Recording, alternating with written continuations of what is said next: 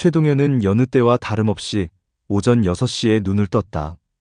74, 은퇴한 지 벌써 4년이 흘렀지만 여전히 규칙적인 생활을 유지하고 있었다. 세수를 마치고 거실로 나오니 아내는 이미 아침 준비를 하고 있었다. 일찍 일어나셨네요. 잠이 안 와서. 평소와 같은 대화였다. 동현은 창가 의자에 앉아 아침 신문을 펼쳤다. 경제면, 부동산 소식, 정치 뉴스. 모든 것이 평범했다. 하지만 마음 한편이 무거웠다. 어제 저녁 딸 수진이 던진 질문 때문이었다. 아버지, 혹시 재산 관리에 대해 생각해 보셨나요? 그 말을 할 때 수진의 표정이 평소와 달랐다. 뭔가 긴장한 듯 조심스러운 듯 했다. 왜 갑자기 재산 이야기를 꺼낸 걸까?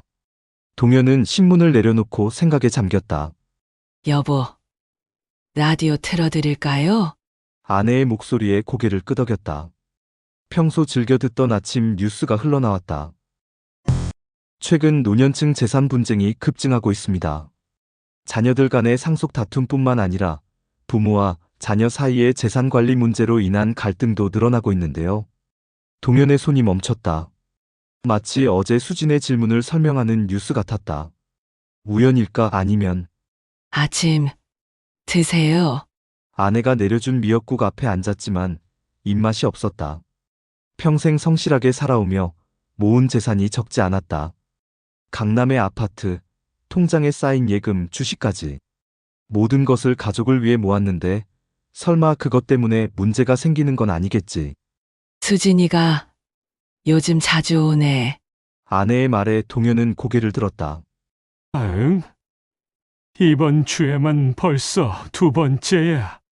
예전엔 한 달에 한 번 오기도 어려워했는데. 그제야 떠올랐다. 수진이 최근 부쩍 자주 찾아오고 있었다. 그때마다 아버지 건강을 걱정한다며 이런저런 질문을 했다. 병원은 잘 다니시는지, 약은 제때 드시는지, 그리고 어제의 그 질문까지.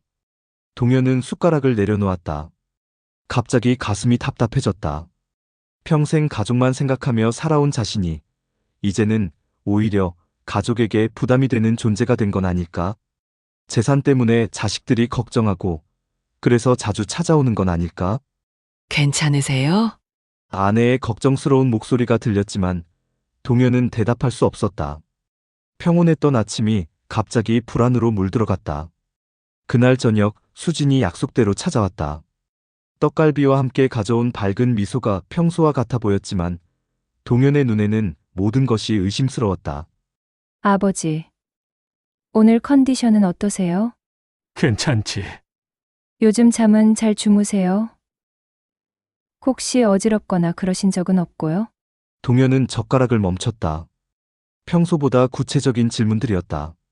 마치 체크리스트를 확인하는 것 같았다. 왜 그런 걸 물어보나?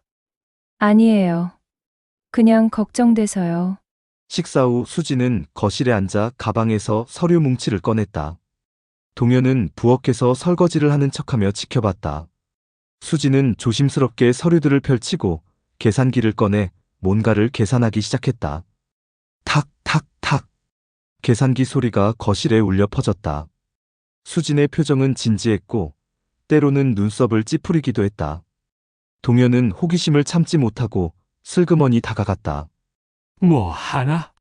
아, 아버지, 수진이 화들짝 놀라며 서류를 뒤집었다. 하지만 동현은 이미 봤다.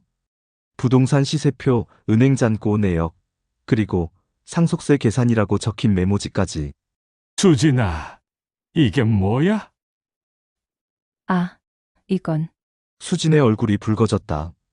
그녀는 잠시 망설이다가 말했다. 사실은 오빠랑 상의해서 미리 알아보는 거예요. 나중에 문제없이 처리하려고요. 나중에 내가 죽고 나서 말이야.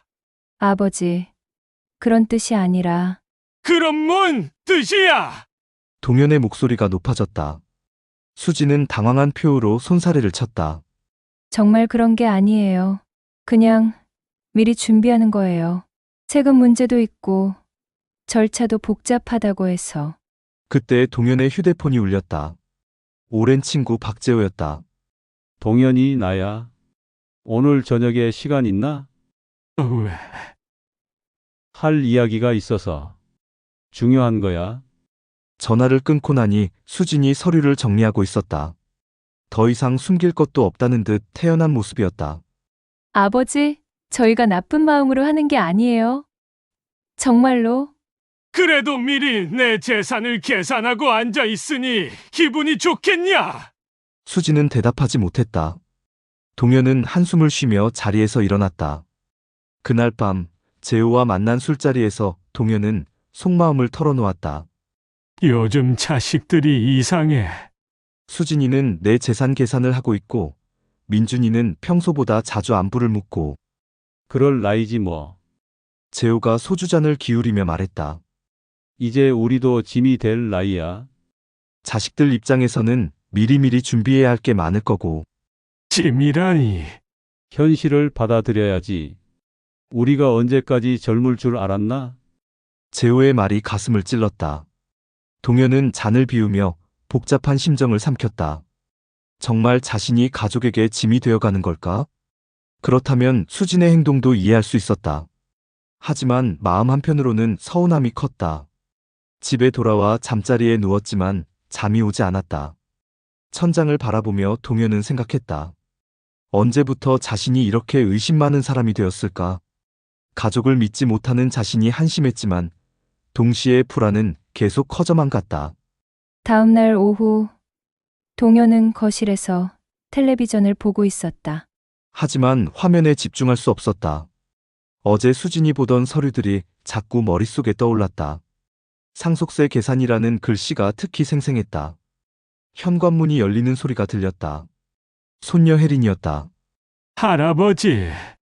혜린이 왔구나.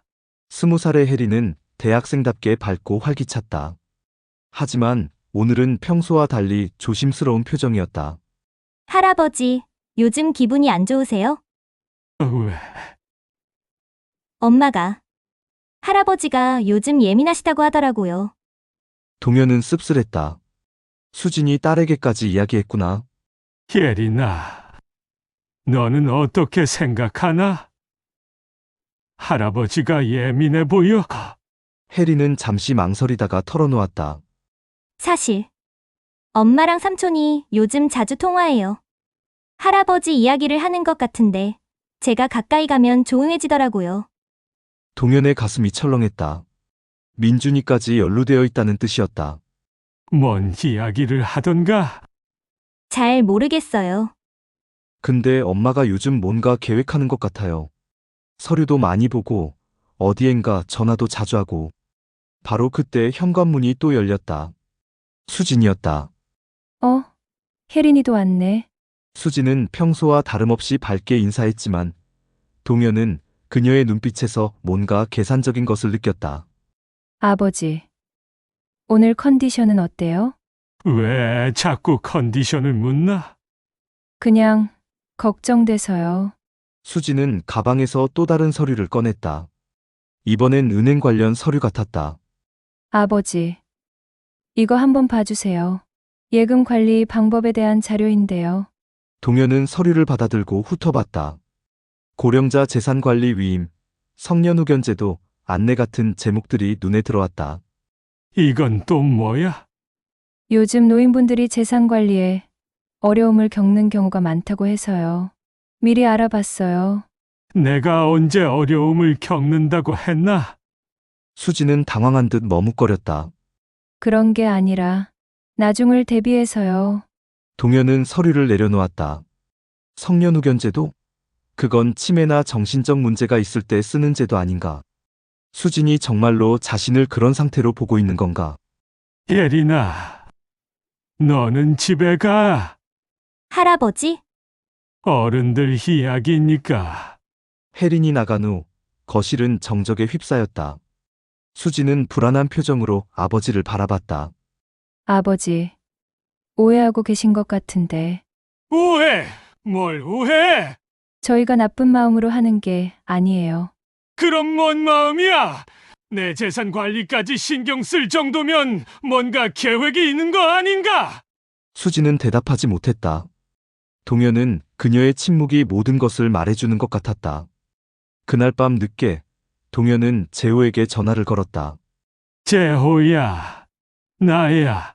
왜 이렇게 늦게? 수진이가 오늘 성년후견제도 자료를 가져왔어. 전화 너머로 한숨 소리가 들렸다. 동현아, 내가 어제 뭐라고 했나? 이제 시작이야. 시작이라니. 가족과 재산 사이에서 선택할 순간이 올 거라고 했잖아. 자식들은 이미 준비하고 있어. 너만 모르고 있는 거야. 재호의 말이 가슴을 파고들었다. 그럼 나는 어떻게 해야 하나? 방법은 두 개야. 순순히 따라가거나 아니면 내가 먼저 움직이거나. 전화를 끊고 나서도 동현은 잠들 수 없었다. 창밖을 바라보며 생각했다. 평생 가족을 믿고 살아왔는데 이제는 그 가족을 의심해야 하는 상황이 되었다. 수진의 계산기 소리가 귓가에 맴돌았다. 탁, 탁, 탁. 마치 자신의 가치를 계산하는 소리 같았다. 새벽 2시, 동현은 결심했다. 내일은 직접 확인해봐야겠다. 수진이 정말 무엇을 계획하고 있는지, 그리고 자신이 정말로 가족에게 짐이 되고 있는지. 다음 날 아침, 동현은 일찍 일어나 수진의 집으로 향했다. 평소라면 미리 연락했겠지만 오늘은 그럴 수 없었다. 진실을 확인하려면 불시에 가야 했다. 수진의 아파트 앞에서 초인종을 눌렀다. 아버지. 왜 갑자기? 들어가도 되나? 수진은 당황한 기색을 숨기지 못했다. 거실 탁자 위에는 여전히 서류들이 펼쳐져 있었고 노트북 화면에는 부동산 사이트가 떠 있었다. 이게 뭐야? 동현이 노트북을 가리키자 수진이 재빨리 화면을 닫으려 했다. 하지만 늦었다. 동현은 이미 봤다. 강남구 아파트 매매 시세, 노인 전용 아파트 분양 정보라는 제목들을. 수진아, 이제 그만 솔직하게 말해라. 아버지. 내 집을 팔려고 하는 거지. 그래서 요양원이나 다른 곳으로 보내려는 거고. 수진의 얼굴이 새하얗게 변했다. 정말 그런 게 아니에요. 그럼 이게 뭐야? 노인 전용 아파트는 또 뭐고? 동현의 목소리가 아파트 전체에 울려 퍼질 정도로 커졌다. 수진은 눈물을 글썽이며 손사래를 쳤다. 아버지. 제발 오해하지 마세요. 정말 다른 이유가 있어요. 다른 이유? 뭔 다른 이유가 있다고? 바로 그때 현관문이 열리며 민준이 들어왔다. 그의 표정도 심각했다. 아버지, 무슨 일이세요? 민준아, 너도 알고 있었지? 수진이랑 같이 계획한 거지? 민준은 수진과 눈빛을 주고받았다. 그 순간 동현은 확신했다. 두 남매가 공모하고 있다는 것을. 아버지, 저희 이야기 좀 들어보세요. 들을 것도 없어. 내가 이제 그렇게 짐이야. 재산만 노리는 거야. 아버지. 수진이 울음을 터뜨렸다. 하지만 동현의 분노는 가라앉지 않았다. 평생 너희들만 생각하며 살아왔는데 이제 늙었다고 이런 식으로 나를 처리하려고. 철이요? 아버지가 어떻게 그런 말씀을... 민준이 목소리를 높였다. 그럼 뭐야? 성년 후견제도며 노인 아파트며 이런 걸 왜 알아보는 거야? 그건 민준이 말을 멈췄다. 무언가 말하고 싶어 하지만 할 수 없다는 표정이었다. 그때 혜린이 나타났다.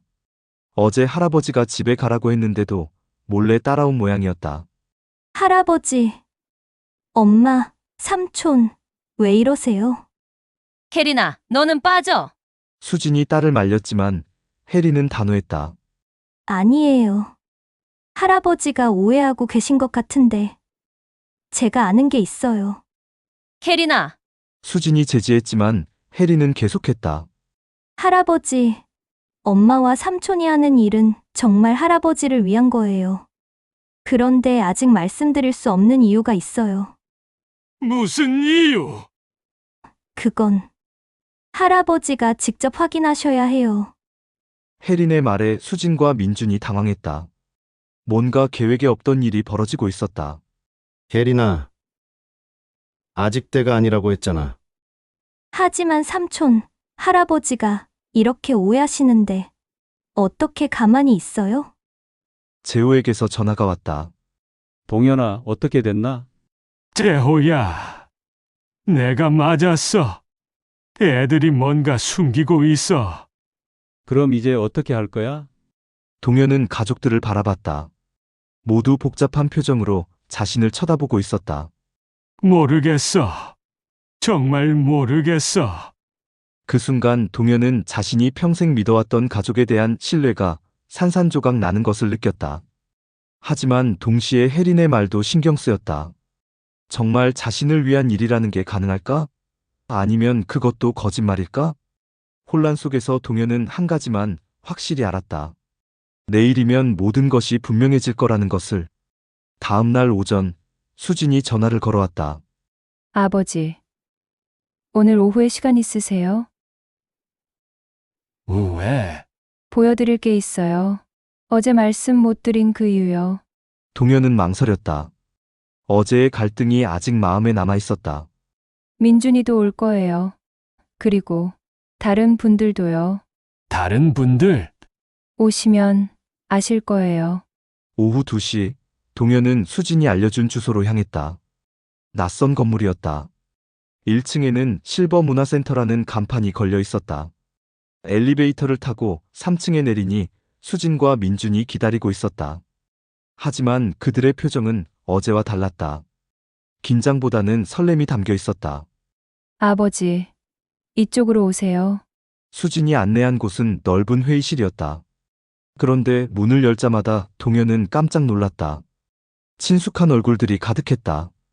오래된 이웃들, 동네 상점 주인들, 그리고 뜻밖에도 아내까지 있었다. 이게 뭐야? 아버지, 앉으세요. 수진이 의자를 권했다. 동현이 앉자 민준이 앞으로 나섰다. 아버지, 어제까지 오해하게 해서 죄송해요. 사실 저희가 준비하고 있던 건 이거였어요. 민준이 가리킨 곳에는 현수막이 걸려 있었다. 최동현 어르신 지역 봉사 감사패 수여식. 동현은 눈을 의심했다. 뭐라고? 수진이 다가와 설명했다. 아버지, 은퇴하신 후에도 계속 마을 어르신들 병원 모시고 다니시고 동네 청소하시고 아이들 등하교 도우시는 걸 구청에서 알게 됐대요. 그래서 구청에서 감사패를 드리고 싶다고 연락이 왔어요. 민준이 덧붙였다. 하지만 아버지가 상 받는 걸 좋아하지 않으셔서 비밀로 준비했던 거예요. 동현은 어리둥절했다. 그럼 그 서류들은 뭐였어? 상 받으실 때 필요한 서류들이었어요. 신분증 사본이며 계좌 번호며 상금도 있거든요. 수진이 웃으며 말했다. 성년후 견제도 자료는요? 그건 혹시 아버지가 건강에 문제가 생기실까 봐 미리 알아본 거예요. 나쁜 뜻이 아니라 정말 걱정돼서요. 혜린이 할아버지 곁으로 다가왔다. 할아버지, 저도 처음엔 몰랐어요. 그런데 어제 엄마한테 들었어요. 할아버지가 동네에서 얼마나 좋은 일 많이 하시는지. 이웃 김할머니가 일어나서 말했다. 동현 씨, 작년 겨울에 제가 넘어졌을 때 병원까지 업고 가주신 거 잊을 수 없어요. 맞아요. 우리 손자 학교 안전하게 다닐 수 있는 것도 동현 아저씨 덕분이에요. 동네 문구점 사장도 고개를 끄덕였다. 동현의 눈가가 뜨거워졌다. 자신도 모르게 했던 일들이 이렇게 많은 사람들에게 의미 있게 받아들여지고 있었다니. 아버지, 죄송해요. 수진이 눈물을 흘리며 말했다. 비밀로 하려다 보니 이상하게 행동한 것 같아요. 아버지가 오해하실 줄 몰랐어요. 나도 미안하다. 동현이 딸의 손을 잡았다.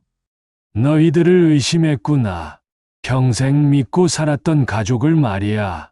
민준이 다가와 아버지의 어깨에 손을 올렸다. 아버지, 저희는 아버지가 자랑스러워요. 은퇴하셨는데도 계속 남을 도우시고 동네를 위해 일하시고 그래도 이제 나이가 나이가 뭐가 중요해요. 아버지처럼 살고 싶어요. 구청장이 나타나 동현에게 감사패를 전달했다. 무거운 나무판에 새겨진 글씨를 읽어보니 눈물이 핑 돌았다. 지역사회 발전에 헌신한 최동현 어르신께 깊은 감사를 드립니다. 박수 소리가 회의실을 가득 채웠다. 동현은 감사패를 가슴에 안고 고개를 숙였다. 고맙습니다. 정말 고맙습니다. 집으로 돌아가는 길, 가족들과 함께 걸으며 동현은 생각했다. 자신이 얼마나 어리석었는지, 가족의 사랑을 의심하고 자신을 짐이라고 여겼던 지난 며칠이 부끄러웠다. 아버지, 앞으로도 계속 동네 일 도와주실 거죠? 혜린의 질문에 동현은 미소 지었다. 그럼 할아버지가 할 일이 아직 많이 남았으니까. 그날 밤, 동현은 감사패를 곁에 두고 깊은 잠에 들었다. 더 이상 불안하지 않았다.